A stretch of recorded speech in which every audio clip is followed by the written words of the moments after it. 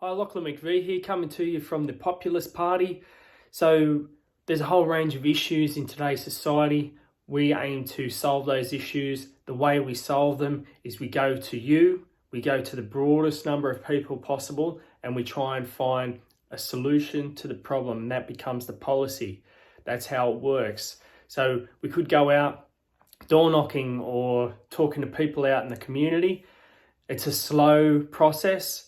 I think the best process in this day and age is to reach out broadly across the community, and then we will try and find the best policy to solve the problem. So each video will have a problem. We will have some suggestions. If you agree with the suggestions, give the video a thumbs up. If you think that there's a better suggestion, put it in the comment section below.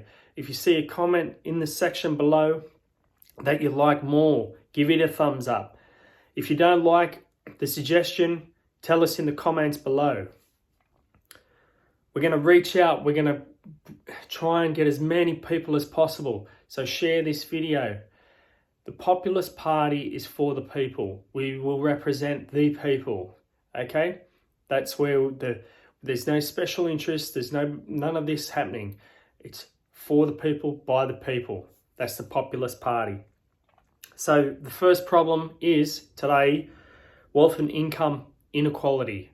So what we've seen is productivity has been steadily growing. As you would know, technology is always getting better. People are using machines, they're using computers, they're using all these things. But life isn't getting easier. In fact, it's getting harder. Why is that? Why is that occurring? Why, if it's twice as easy to do a job from the 1950s, that everything's not twice as easy. People are working harder today. Life is harder today than for our parents. So we aim to find out why this is and how to fix it. So if you look at a graph, productivity is always increasing, real wages stagnating. Okay, they've gone up a little bit, but even in more recent times they've gone down.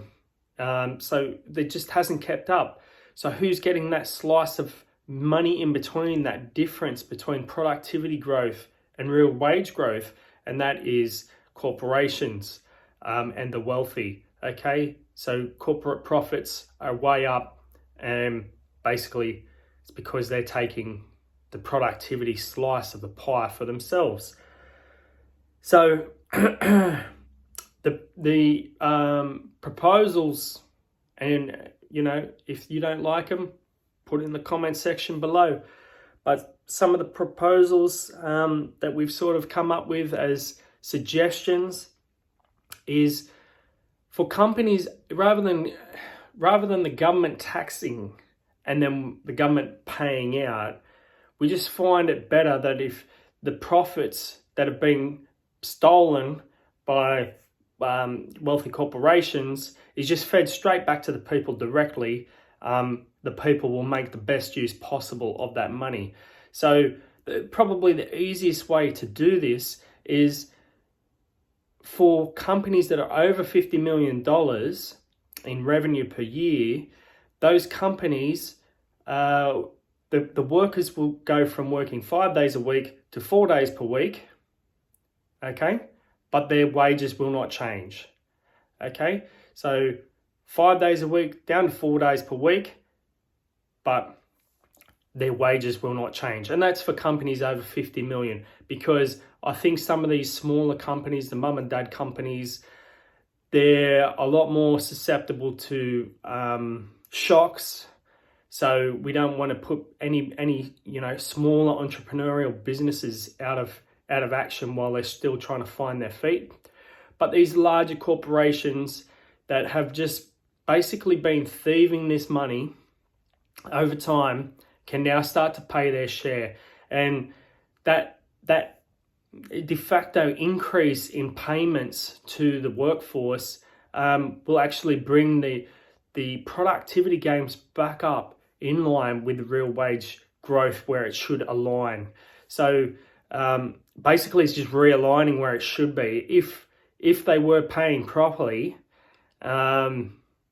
then that's where it would be. So it's you can feel things getting more difficult. You can feel yourself getting squeezed. You can feel everything's getting more difficult, and that is because you are getting squeezed. And basically, corporations are taking a slice of the pie, and that's reflected in the rich are getting richer, and everybody else is suffering. So that's the proposal. We also have a number of other little proposals around that. So one of the arguments was there will just be, mass capital flight as a result of this. So we're going to tax capital flight at 99%. So anybody who wants to try and leave the country and take all the money out, yep, you will be taxed 99% on that money, and we will recover it. Anybody with over $1 billion, will have a income tax rate of 90%. And that will bring it back in line with, the 1960s tax rate, 1950s, 1960s tax rate, which, people with over $1 billion don't need over $1 billion. It's pretty ridiculous. It's an obscene amount of money. So yes, they will be taxed at a 90% tax rate. Over time, since, the 80s, 90s, this tax rate for this largest tax bracket has become less and less and less. So they're paying less and less tax. Well, we're going to restore it back. So that won't affect the vast majority of Australians. But there is no need for people to have that much money when there are other people homeless and living week to week, hand to mouth. So there's 3 policies there. I look forward to looking through the comments section, and people are always, this sucks. It's time to do something about it. It's time to get into action. Okay, get behind this party and get behind it. And I look forward to seeing the comment section. Thank you. Have a good day. Goodbye.